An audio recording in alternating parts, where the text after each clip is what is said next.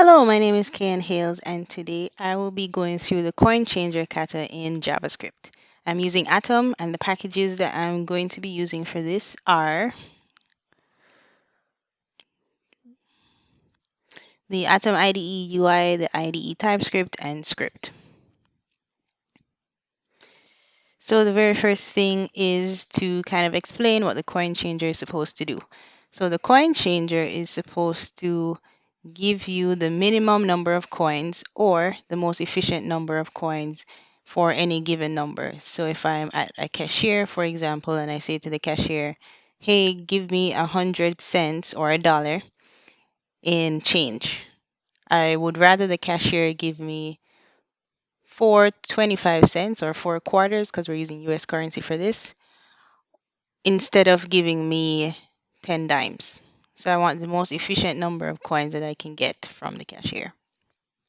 So the very first thing that we're going to do is initialize our coins array. And this is basically dictating the acceptable coins that we want to receive. So I'm including all coins from the US currency. So I'm including quarters, dimes, nickels, and pennies. But let's say I only wanted dimes, nickels, and pennies. I could just remove the quarters from the coins array. Well, we are going to include that. And then the other thing I want to do is also initialize a remainder. And I'll explain how we use that in the code. Second step is to define our coin changer function. So I'm going to have function, coin changer, and I want to input an amount that I need to be changed. Finally, I want to actually initialize my function. I'm actually going to print the resulting array.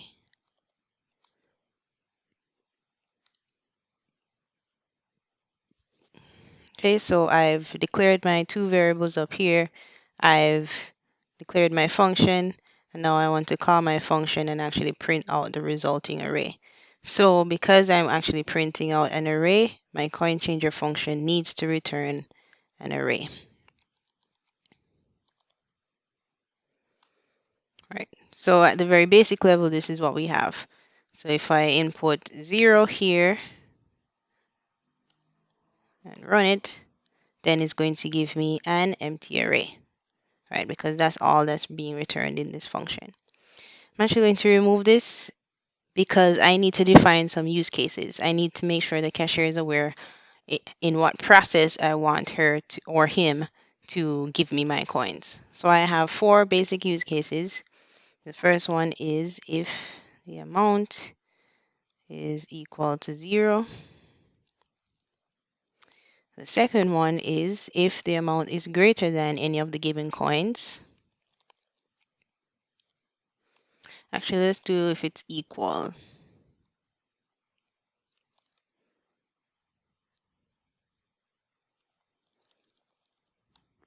And my coin option is up here.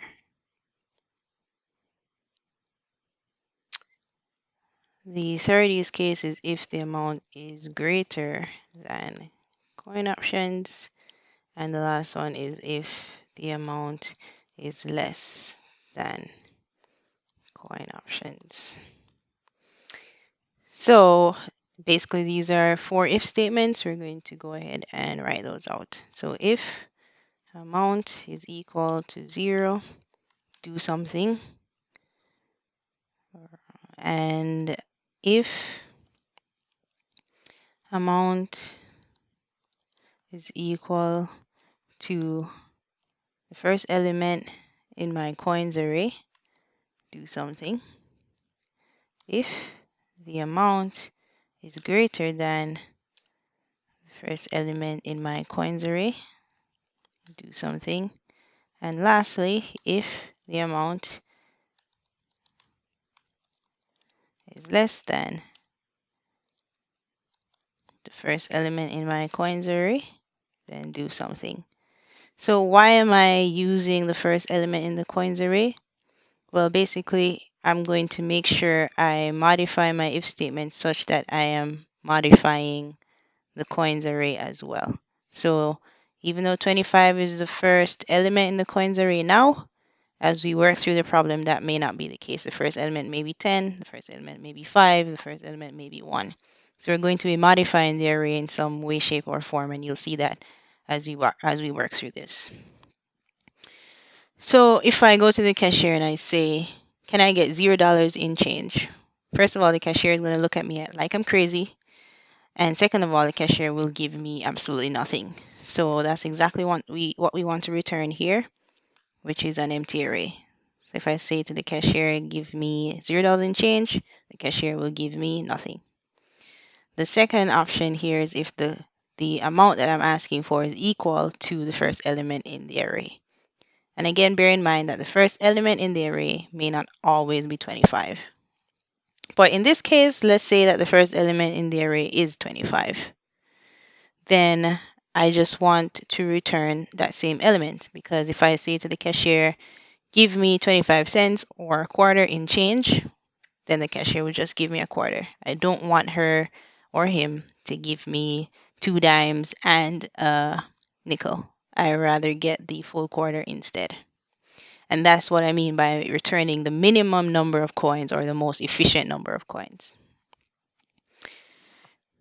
All right, so if it's equal, then we're going to just return.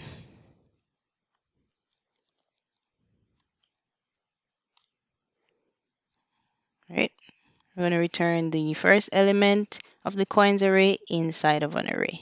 Because again, the coin changer function must always return an array. The third option is if the amount we're asking for is greater than the first element in the array. And if that's the case, we also need to calculate a remainder and determine how many coins are going to be used for the remainder. So the first step is calculate a remainder.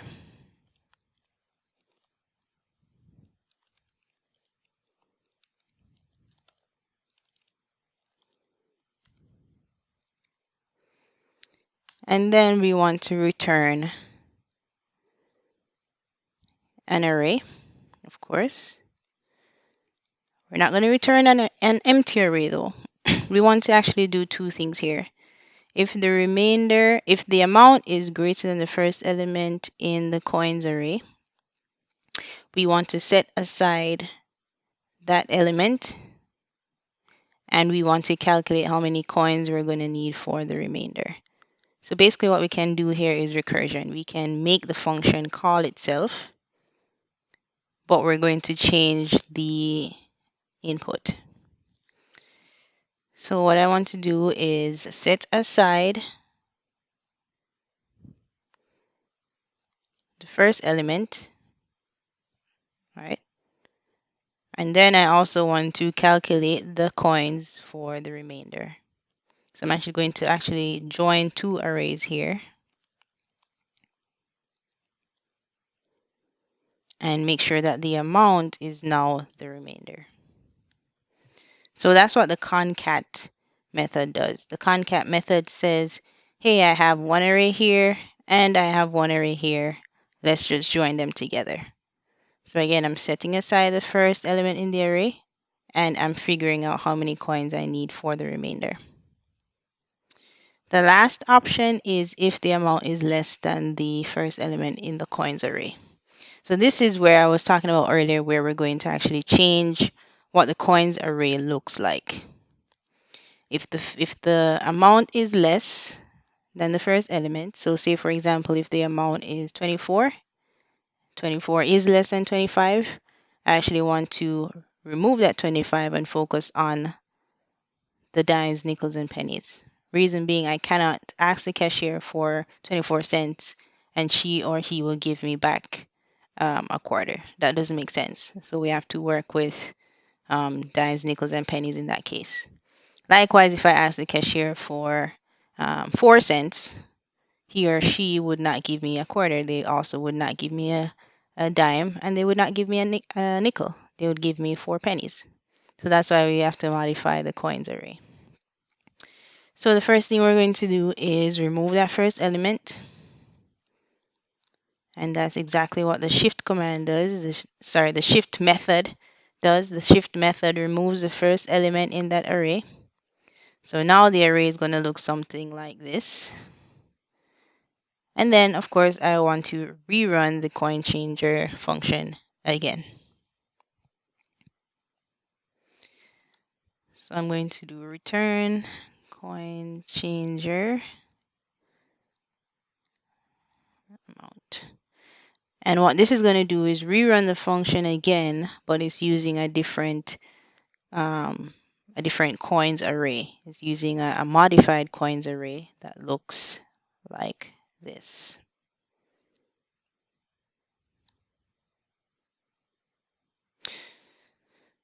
So after we do that, then we're pretty much done at this point. We can test the base case, which is if we ask the cashier for 0, then what's going to happen? So let's go ahead and run this. If we ask the cashier for 0, obviously we get an empty array. What if we ask the cashier for 25? Let's test this case. Let's ask the cashier for 25. So I'm going to put 25 here. And I get back 25. Perfect. That's exactly what we want. We don't want 2 dimes and 4 pennies. We actually want the quarter. The third option here is if the amount is greater than the first element in the array. So let's say this is 26. Perfect. We get a quarter and a nickel, which basically means the remainder here is 1 because we have 26 subtract 25. Right? And then it's going to return that 25 and join in the coins for the remainder. And the remainder is 1, so that means it's a penny. So that's exactly what we have here. And let's test the other case where the amount is less than the first element in the array. So let's assume this is 24. Perfect. So what it did is ignore or actually remove the first element in the array and focus on dimes, nickels, and pennies. So 24 would be 2 dimes and 4 nickels. That's exactly what we want. So if we picked another number like say 6 or say 6, let's see if this also works. So if it's 6, I'm going to expect a nickel and a penny, right? Perfect. That's exactly what we got. And let's say it is 100. I would expect 4 quarters. Perfect. That's exactly what we got. And let's say it is, let's say it's 90. What are we going to get here? We're going to get a quarter. We're going to get 4 dimes, a quarter and 4 dimes. Oh, it's actually 3 quarters. That makes sense. I can't do math clearly. So 3 quarters, that's 75, plus 10 is 85, plus 5 is 90. That's exactly what we want. So clearly I can't do math, and that's why we have functions to do it for us. So this case works as well. So any number you input, you'll get the minimum number of coins or the most efficient number of coins. And that is basically it. Thank you so much for watching.